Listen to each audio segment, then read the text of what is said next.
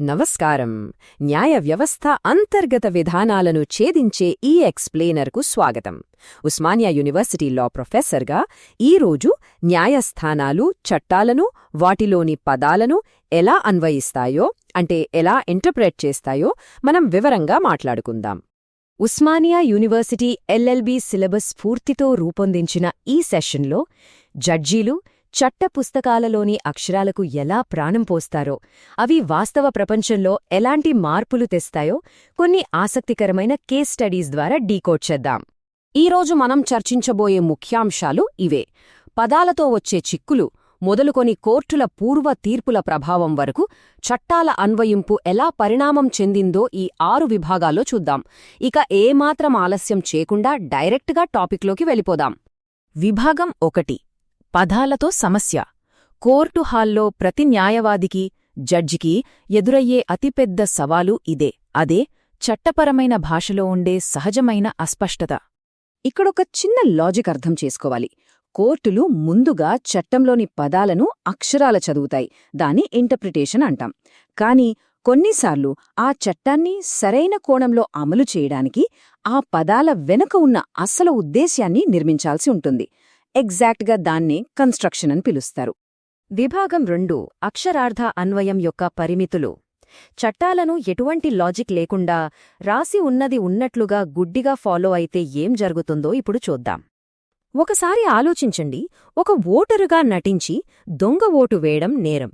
కాని ఆ నటించిన వ్యక్తి అసలు బతికే లేకపోతే, అంటే చనిపోయిన వ్యక్తిలా నటిస్తే శిక్ష పడుతుందా? 1868 నాటి విట్లీ వర్సెస్ చాపెల్ కేసులో ఎదురైన ఈ విచిత్రమైన పరిస్థితి చట్టంలోని పదాల సరిహద్దులను ఎలా పరీక్షిస్తుందో ఇక్కడ స్పష్టంగా కనిపిస్తుంది. ఈ కేసే లిటరల్ రూల్కి బెస్ట్ ఎగ్జాంపుల్. చనిపోయిన వ్యక్తికి ఓటు వేసే హక్కే లేదు కాబట్టి ఆయన పేరు మీద ఓటు వేయడం ఓటరు వంచన కిందకు రాదని కోర్టు తేల్చేసింది.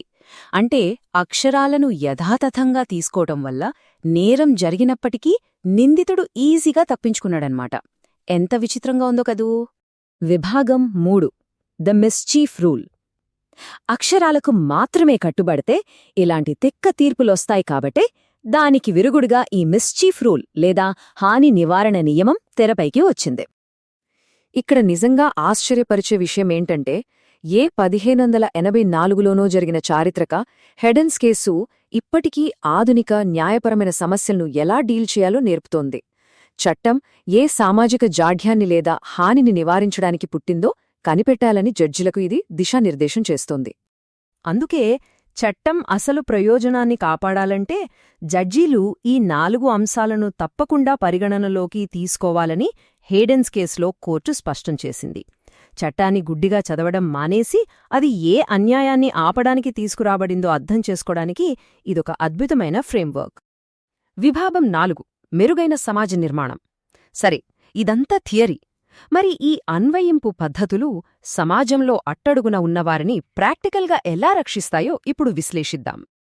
మన రాజ్యాంగ హక్కులకు అతి పెద్ద రక్షక కవచం మన సుప్రీంకోర్టు.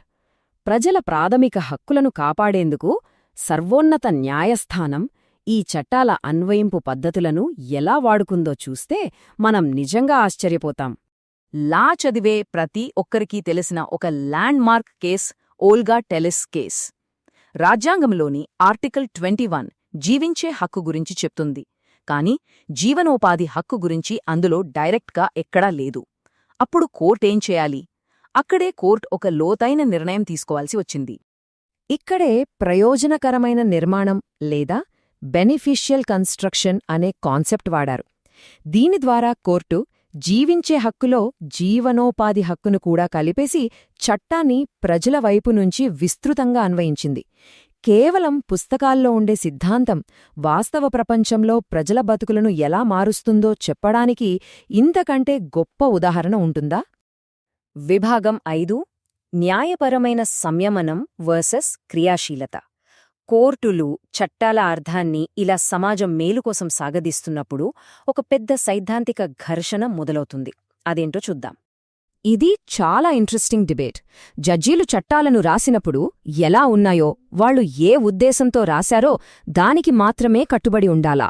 దాన్ని జ్యుడిషియల్ రిస్ట్రెయింట్ అంటాం. లేదు, మారుతున్న సమాజంలో జరిగే అన్యాయాలను ఆపడానికి వాళ్లే స్వయంగా చట్టాలకు కొత్త అర్థం చెప్పాలా? దీన్ని జ్యుడిషియల్ యాక్టివిజం అంటాం. ఈ 2 అమెరికన్ కేసులను పక్కపక్కన పెట్టి చూస్తే ఈ డిఫరెన్స్ స్పష్టంగా అర్థమవుతుంది.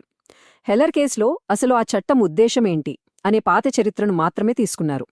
కాని రో వర్సెస్ వేడ్ కేసులో అలా కాదు. చట్టంలో కనిపించని గోప్యత హక్కును కూడా పరిగణనలోకి తీసుకున్నారు. దీని బట్టి చట్టాలను అన్వయించే పవర్ కోర్టులకు ఎంత ఉందో మనకు స్పష్టంగా తెలుస్తుంది. కాని ఇక్కడే ఒక విమర్శ కూడా ఉంది. కోర్టులు తమ పరిధి దాటకూడదని చెప్పేవాళ్లు ఈ పవర్ఫుల్ కోర్టును గుర్తుచేస్తుంటారు. న్యాయ వ్యవస్థ కేవలం ఒక అలారం బెల్లా ఉండాలి, కాని ప్రజలచే ఎన్నుకోబడిన ప్రభుత్వానికో శాసనసభకో బదులుగా వాళ్లే చట్టాలను రాసేకూడదు అని ఈ మాటల అంతరార్థం. ఇది కూడా ఆలోచించదగ్గ విషయమే. విభాగం 6 పూర్వ తీర్పుల ప్రభావం. ఫైనల్గా ఒక లా ప్రొఫెసర్గా నేను చెప్పాలనుకున్నది ఏమిటంటే, ఈరోజు కోర్టులిచ్చే ఒక చిన్న అన్వయింపు భవిష్యత్తు తరాలను శాశ్వతంగా ఎలా బంధిస్తుందో మనం తెలుసుకోవాలి. ఈ స్టారే డిసీసెస్ అనే పదం చాలా కీలకం. అంటే నిర్ణయించిన విషయాలకు కట్టుబడి ఉండటం. నిన్న జరిగిన దానికి కోర్టు ఎలా తీర్పిచ్చిందో రేపు కూడా అలాంటి కేసు వస్తే అంతే న్యాయం జరుగుతుందని పౌరులు నమ్మాలంటే ఈ సిద్ధాంతం తప్పనిసరి. దీన్నే మనం ప్రీసిడెంట్ లేదా పూర్వతీర్పు అని కూడా అంటాం. న్యాయ వ్యవస్థను అర్థం చేసుకోవాలనుకునే ప్రతి ఒక్కరూ ఇవి ఖచ్చితంగా తెలుసుకోవాలి. ఒక జడ్జిగారు తీర్పు చెప్పేటప్పుడు వాడే అసలైన లాజిక్ను రేషియో డెసిడెండి అంటాం. అలా కాకుండా మధ్యలో కేవలం ఉదాహరణకు చెప్పే మాటల్ని ఓబిటర్ డిక్టా అంటారు. ఈ రెండంటి మధ్య తేడా కనిపెట్టడమే అసలైన విద్యార్థి లక్షణం. అయితే ఇదంతా ఎప్పుడూ ఒకే గాడిలో వెళ్లదు. సమాజం మారుతోంది. పౌర హక్కులపై అవగాహన మారుతోంది. అందుకే brown versus board of education లాంటి కేసుల్లో చూస్తే సమాజ శ్రేయస్సు కోసం ఉన్నత న్యాయస్థానాలు తమ పాత తీర్పులను పక్కనపెట్టి కొత్త తీర్పులిచ్చిన సందర్భాలు ఎన్నో ఉన్నాయి. న్యాయం ఎప్పుడూ ఒకేచోట ఆగిపోదుగదా. ఈయన ఎక్స్ప్లెయినర్ ముగించే ముందు ఒక ప్రశ్న. ఎవరూ ఊహించని సవాళ్లు ఎదురైనప్పుడు కోర్టులు కేవలం అలారం బెల్లా సైలెంట్గా చూస్తూ ఉండిపోవాలా, లేక క్రియాశీలక పాత్ర పోషించి ముందుకు రావాలా? చట్టమనేది కేవలం పేపర్ మీద ఉండే పదాల ఆట కాదు. అది మన భవిష్యత్తును, మన స్వేచ్ఛను నిర్ణయించే బలమైన ఆయుధం. ఈ సెషన్ మీకు కొన్ని కొత్త ఆలోచనలు ఇచ్చిందని ఆశిస్తున్నాను. మళ్ళీ కలుద్దాం.